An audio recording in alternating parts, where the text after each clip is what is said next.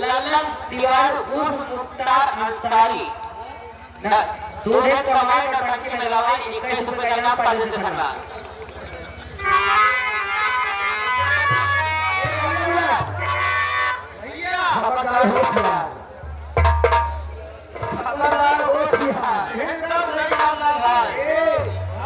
गाड़ी नंबर टाटा 407 का सिग्नल हो गया डबल के आवाज है आइए कि स्टार्ट वाले कुछ कहना में आवाज है इंतजार हुआ मगर फिर भाई से आए हमारे साथ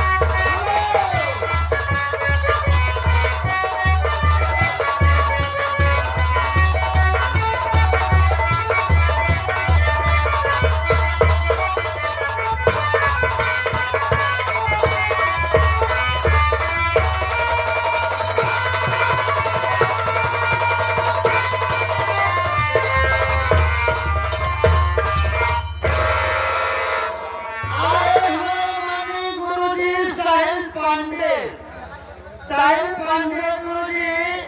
एवीआई इसी पवन नदी पूरे गोपाल पांडे गुरुवार रहने वाले हैं गुरुजी एक प्रोग्राम को देखते हुए डांस को देखते हुए खुश होकर एक ऐश्वर्या पुरस्कार देने का रहा है जैसे डांस दिखाए बढ़िया थे जैसे बढ़िया बढ़िया भोजपुरी पूर्वी छपा